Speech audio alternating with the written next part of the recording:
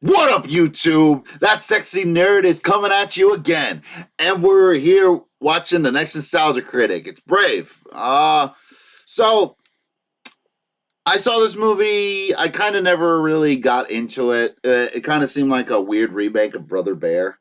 And I don't know. I mean, and I watched that movie an unhealthy amount of times when I was a kid because for some reason I think my DVD player was broken or something like that. But I always liked the movie a lot more than people usually would. The middle parts would never really bug me. But yeah, I love Brother Bear. But Brave, I only ironically saw once because I felt like I was getting like a different story than this generic stuff that we had there, and it just didn't seem right. I expected more, but ironically, Brave has been the subject of the Pixar theory. If anybody ever heard about that, is saying that that's where everything started, but somehow the witch in the movie is Boo from Monsters Inc. I'm like, oh god. How much weed you guys smoking, man? Because man, I couldn't come up with that kind of theory. But yeah, again, like the movie was nice, but it's just something that I wouldn't come back to. Probably the Pixar film I come back to the least, and I love Pixar, as you saw in my video with Turning Red. And I'm no longer saying Seeing Red. But yeah, I mean, it's still a Pixar movie. It's still a decent movie, but I felt like it would have been better. It felt like it should belong in the Cars category, and not Cars 3 or Cars 1, like Cars 2, man. Ugh. I know people are probably gonna kill me for saying that, but hey, what are you gonna do? I don't know. Maybe Doug will bring out some things in me, and maybe I'll even watch it again. Who the hell knows? But let's not waste any time. And remember, please smash that like button for me. And subscribe if you want to see more of my videos and support my cause. All right, let's do this. What the hell is this now? Welcome to Disney's Oscar collection. Thank you, Inside Out. It's even bigger than I imagined. Well, that's what you get when you're constantly pushing the boundary of excellence. Oh my god, is that Frozen? It certainly is. Welcome to the collection. And just next to her is Toy Story 3. Holy smokes, you were nominated for Best Picture too, weren't you? I certainly was. Oh man, there's the first Oscar for any animated picture. Snow White. Kill me. Oh, wow, I can't believe I'm in the presence of such greatness. Believe it. Every film here was the best animated feature of its year. That's right, from Coco to Zootopia to Finding Nemo. Oh, what an honor. Oh yes, and then there's Brave. That's right.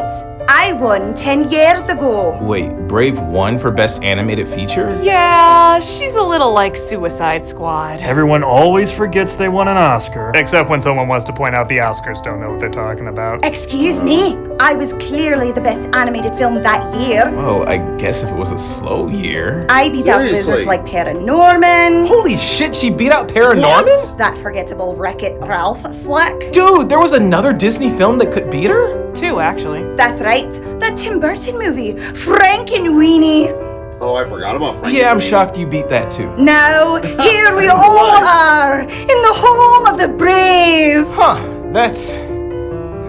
Look, nobody talks about her. The more you forget she's here, the more you forget she's here. Did you know, halfway through production, they switched out directors? You never would have known. It flowed so naturally. Yes, a Scottish Grimm's fairy tale. They go hand in hand. Oh, come on now. She's not that bad. We know, it's just she isn't that good either. Okay, maybe she's not Oscar worthy. Maybe she's not the best animated film. Maybe the Oscar voters clearly just saw the trailer and not the film itself. Can you get to the however part? However, there are firsts that this movie did that should be given attention to. Ah, so you think I'm as good as the movie Up? When did I say that? You didn't No. not say it. How do I get out of this? Playoff music! And I want to give a big thank you to my agent and God and thank you. Thank you all. Ugh, they never give us enough time.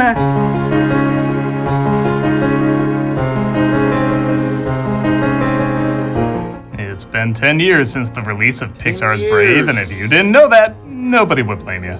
Brave is one of those almost forgotten Pixar films in that if you bring it up, people do remember seeing it, but rarely remember if it was any good, or more commonly, if it was a Pixar production or a Disney production. Wow. It certainly doesn't look, feel, or act like any other Pixar movie, but it sure does look, feel, and act a whole bunch like a lot of Disney movies. Yeah. At the time, though, there was a lot of build-up for this flick. The trailers were shrouded in mystery as we saw a Scottish princess traveling through the woods with a bow and arrow looking for spirits. It almost had a Miyazaki feel and got a lot of people excited for something different from the usual objects coming to life movies. It promised something mysterious and epic and gave us a lot of what we've already seen from Disney already. Brother Bear. It still made money, and I don't know anyone who loathes this movie, but the response by many seems to range from underwhelming to forgetful. However, there surprisingly are a lot of firsts this movie accomplished, and, dare I say it, was ahead of its time in a few areas. Really? Just not the areas you were probably hoping for in a film like this. And there's quite a bit to talk about, so let's not waste any time. Let's take a look at one of Pixar's I didn't hate it collection, Brave.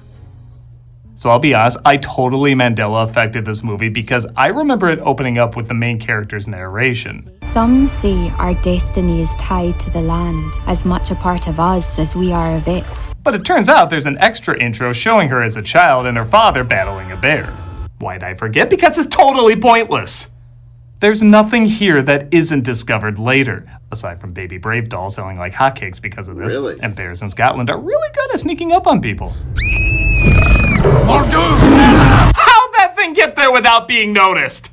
Look at the space between him and the forest. Was he like, oh yes, lovely day for a walk? I was a bear the whole time! Even the placement of the title seems a little random. Come on, you! Of course, because the film is about him and the bear, and no, it's not. Like I said, the film wants to try the intro again, so we get an opening narration from Merida, played by Kelly MacDonald, who tells us how her father lost his leg to a bear. So again, makes that intro kind of pointless. Like I said before though, there are a lot of firsts in this film. This is the first time Pixar actually changed engines to take on more detail, and comparing these landscapes to the ones before, you can tell. It's also the first Pixar movie to have a female protagonist, and even the first one to have a female director. On that note, I think Disney said, okay, if we're gonna do that, we're making her a princess, because by haggis, we're not straying that far. Once right his sword shattered. And I can't be the first one to say this, but Merida's design is friggin' phenomenal. No Disney lead before or after has looked like her. Where most Disney women have very similar looks, even if they don't at first, they will eventually. Merida really stands out. Those sharp but tiny eyes, those piercing turquoise irises, that wild fiery hair that has a life of its own. If you were to show me the Disney princesses lined up, I'd say they all look nice, but what's her story? She's totally different. Wow. Yeah, exactly. The downside, though, is she's not different. Tell me if you've heard this one. Merida doesn't like being a princess. She hates. Yeah, I think that's from Wreck-It Ralph too, and I didn't see the movie, which maybe I should do a reaction video too. But I remember that one is not. Yeah, they changed. I remember in the commercial they changed her eyes. Being told what to do and often escapes her authoritative trappings to partake in her free spirit song quota most princess movies have. It's funny that so many of these women are so bent on not being the typical princess that they ironically become the typical princess. But okay, here's a biggie I noticed. Merida has a lot of run-ins with her mother, Eleanor, played by Emma Thompson. Nowadays, mother-daughter confrontation productions are everywhere. They're practically the new hot subject. Again, I'm going to say this now. Why hasn't he ever acknowledged Turning Red? Why hasn't he done a review on it? Why? But yet he keeps calling back to it here. So what the hell is the deal? He has never done a review on it. That's really suspicious. But back then, there weren't that many. And it's not like an evil mother or anything like that. It's just a mother-daughter working out their differences. And at the time, I thought it was unique. There was a big-budget anime film with that at the center. It's big bucks now, but back then, it was kind of new territory. Merida, Mom, just remember to smile. What's not new territory? Her being forced to marry someone she doesn't love or even know. The lords are presenting their sons. The clans have accepted. Is that in the Scottish sense, or is this about to be a Spike Lee joint? She obviously doesn't want to marry, and one of the things you might pick up quickly on is the voice acting in this is pretty good. Even I had reservations when I faced betrothal, but we can't just run away from who we are. I don't want my life to be over. There's a lot of great talent in this, like Billy Connolly, Robbie Coltrane, and Craig Ferguson. Great comedic talents that sadly aren't allowed to be that funny in this. Unless you count Screaming Vowels funny. Our alliance is over! We decide which one of our sons your daughter will marry. Your sons are fit to marry my daughter! Which, if you watch my show, you probably do. Probably, yeah. We're given a brief but pretty cool backstory about 4 princes who were given land to share, but one decided to take it all for himself. Again, more interesting the actual story. Wanted to rule the land for himself. He followed his own path. His name was Prince Bearroar, son of forced shadowing. The story is to teach Merida not to be selfish, but funny enough, an extra feature on the Blu-ray called The Legend of Mor'du actually gives more the epic story I think people were looking for with this film. I gotta watch but that. heck with that, we gotta get Merida corseted up, which I don't think corsets were in Scotland at the time. Nope, but adventure films love it as a symbol of oppression. The 3 clans show up with their kings all offering their sons to take Merida's hand. Once in a while, the humor can be pretty good. Like, I love how one of the kings is named MacGuffin. Also, this got a good laugh out of me. My only son with one arm. He was steering the ship.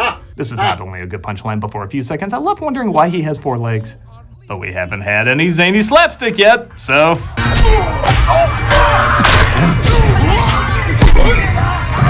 Yeah, I touched on this a little earlier, but the humor in this Pixar movie weirdly isn't that great. It's not. Granted, it's not annoying, but it's not funny either. Like I said, once in a while you'll get a cute joke like Eleanor pulling all these giant men's ears, but mainly it's... Feast your eyes! Butts! Ooh, I can play that clip again. Butts! The princes all take part in an archery contest to win Merida, but... Here comes a new challenger! I love how she keeps her face hidden like nobody can figure out who it is. Right? What? Makes no sense. Goofy, it's you! I'll be shooting for my own hand. She pulls a Robin Hood because, again, this film thinks we've never seen any other Disney flicks before, and her mother finally has had enough. Me. I followed the rules. You don't know what you've done. It'll Don't be care fire how I- and sword if it's not set right. Listen! I am the queen. As much as I respect they're doing a mother-daughter story at a time when that really wasn't much of a thing, I didn't really find myself getting that invested, and maybe you can see why. This whole marriage is what you want. Do you ever bother to ask what I want? Acting like a child. And you're a beast! Yeah, it feels like placeholder dialogue, doesn't it? These aren't terrible lines, but absolutely nothing about them stands out. It's like they said, well, obviously we're gonna write something punchier later, and then never got to it. I spend less time listening to what they're actually saying and do the dumb American thing of repeating what part of their accent sound funny to me. Walk around telling me what to do, what not to do. Trying to make me be like you. Sorry, this is so much more fun! Merida slashes the tapestry with all of her symbolism and goes riding into the forest where sprites, said to lead you to your destiny, await. Okay, so at this point, the movie isn't bad, but you are waiting for the actual meat of the film to kick in. But, as mentioned before, the focus is more on Hans Christian Andersen / Grimm's fairy tales rather than Scottish tales. In fact, they apparently picked the 10th century because Scotland still had a few bears then. Which makes you wonder why the hell they even set this in Scotland to begin with. And you definitely feel that Grimm's fairy tale touch when she discovers a witch that, yeah, again, feels more like a Baba Yaga mascot for a Russian grocery store than a Scottish witch. Witch! Wood carver. The wisp's lens? Wood carver. You'll change my face! Carver. You see, Too many unsatisfied customers. And this is also where you're like, oh yeah, Pixar movie. This whole scene you can see out of something like Pixar's Witches. It doesn't quite match the rest of the film's tone. Last time I did this was for a prince. Easy on the eyes. Time passed.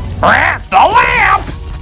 The witch says she can help change her mother's mind by giving her a magic pastry. Merida does it, makes her mother incredibly ill, yet the whole time it looks like she's dying, she keeps asking if she still has to marry. My head's spinning like a top. How do you feel about the married now? You might have something new to say on the marriage? Jerk, aren't you? I'll just tell them the wedding's off then. So anyway, as I was saying, get the married's not all that bad. Eleanor makes weird sounds, starts to transform, and... So yeah, I think we can start our count of, oh, we're doing this.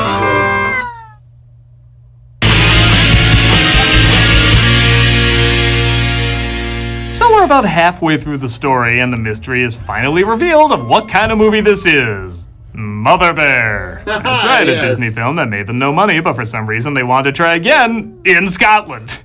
I don't know, was anyone excited when they found out this is where they were going with all this? Is this at all what you thought the story might be from the trailers? It's funny because the original title was The Bow and the Bear, and while that would have been more honest advertising, would you be excited to see that? To the film's credit, not only does the bear not talk in this, but the animation on her is really great. Yeah. Maybe I have a soft spot for characters who can't talk because they have to communicate through more creative ways, but the expressions on her face are incredibly well done. I always know what she's thinking and what she's trying to get across, and her reactions are some of the few genuine laughs in the movie.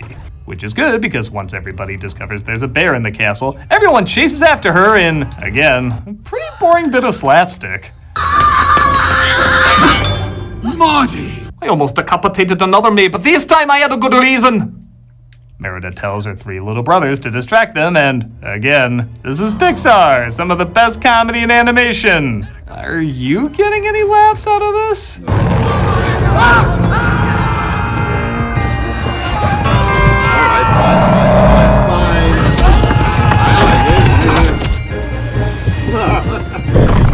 And, like I mentioned before, Right!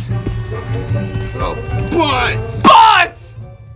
Merida and Eleanor make it back to the witch, but her cabin is abandoned, and, again in a total tone change, the witch has a cauldron answering machine. If you'd like to inquire about portraits, pour vial 1 into the cauldron. If you'd like the menu in Gaelic, vial 2. Now, once more to the film's credit, even though this joke doesn't fit here, I feel like this is a kind of humor you see more in Disney fantasy films. I guess you could argue it kind of started with Tangled, but something about this joke in particular I can see much more in a Frozen or an Onward movie. A self-aware That's reference Pixar. to modern day that doesn't quite break the I've never fourth seen wall. Onward. Again, for all this movie's issues, there are quite a few nuggets that gave way to some real Disney gold in the future. Thank you for visiting. I'm here to have a lovely day. Thankfully, bears survive magic explosions. I think they know the audience doesn't care enough to question it anymore, and Merida tries to think about what to do while remembering how loving her mother truly was. I'm here. I'll always be right here. Unless I become a bear, in which case I'll never forgive you. That's specific. Well, I'm specific. As Merida shows Eleanor the advantages of roughing it, Eleanor maybe learns the lesson too well as she starts to take on the mind of a bear without any control. Mom. This is the one element of the plot that's legit really interesting.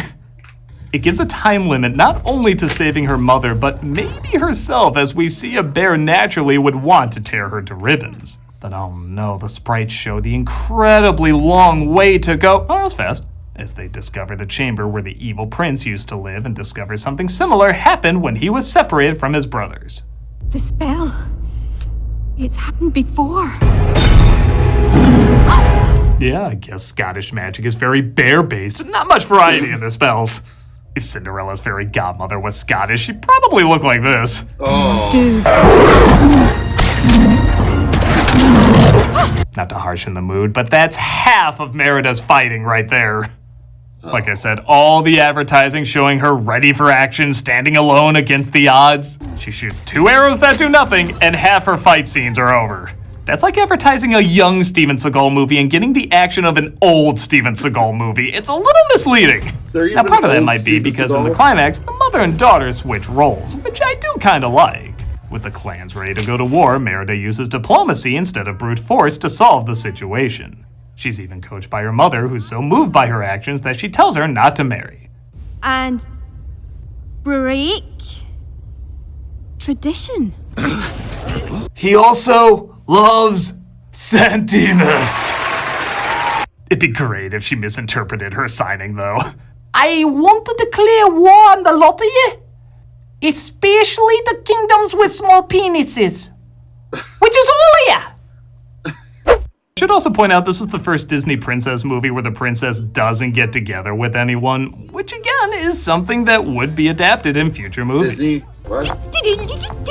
Brava is a princess? What? Strange thing to do. Don't do that again. The king gets the wrong idea when he sees the queen's room has been ripped apart.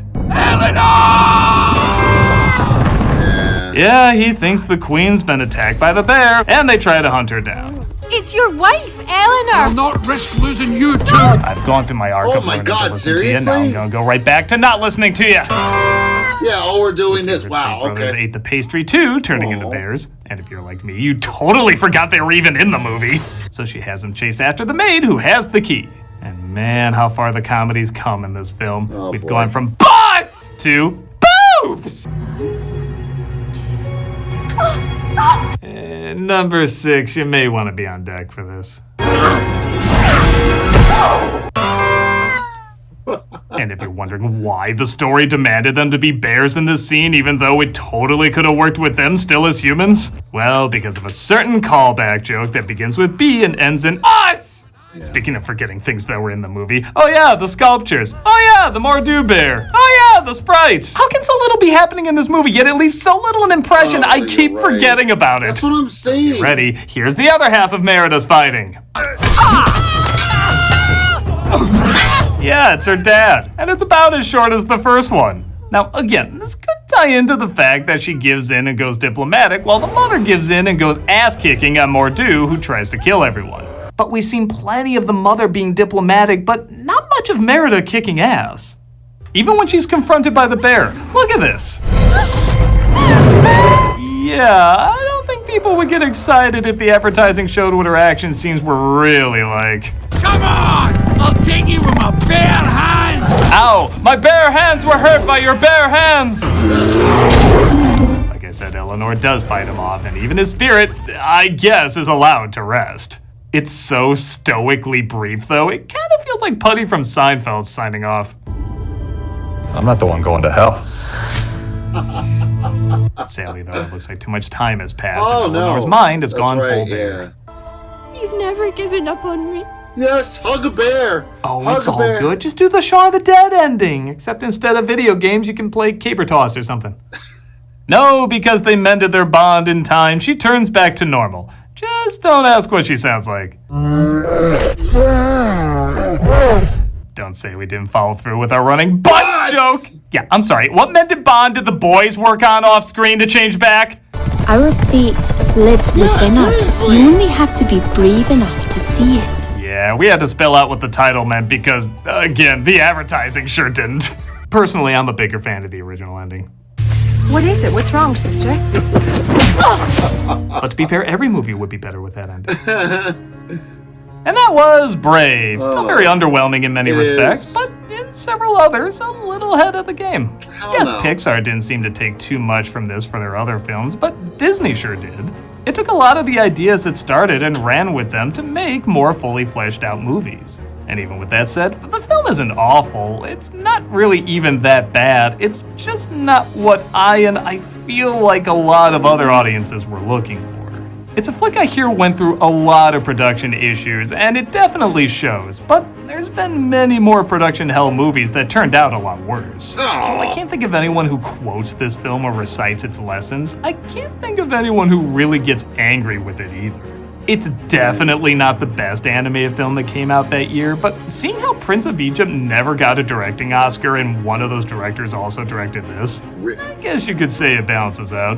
Not a great film, not a terrible film, but surprisingly, an interesting film to discuss. I don't know. See, I'm not all that I don't think bad. you deserve it. Maybe we've been a little too hard on her. Yeah, now come on, everybody. Let's get excited to watch the next Oscars. None of us actually watch it. You don't? No, it's the Oscars. Nobody wants to sit through that bore fest. But isn't Encanto coming out? That's sure to win. Yeah, but none of us are actually gonna watch the ceremony. Maybe you have a point. I mean, what's gonna happen at the 2022 Oscars that's gonna be worth? Yeah. You must have stories. I have stories. You have stories. Encanto. That's actually really funny because, yeah, they do have stories. Yeah, but Encanto, Yeah, I gotta watch that movie actually. I don't know why I haven't watched it. Yeah, Brave was like, even going over it, oh my goodness, like it's so boring. Oh. I can never really get into it. I'm sorry if some of y'all actually really like it, but I'm not one of them. That's like probably the least Pixar movie for me, but yeah, whatever. Because all it is, it's a ripoff. It's a ripoff of Brother Bear. And I know, I saw you brought up some good points, but I don't know. It doesn't really convince me. But anyway, this has been That Sexy Nerd Reacts. Please like and subscribe if you want to see more sexy and nerdy content. And I'll see you all in the next video.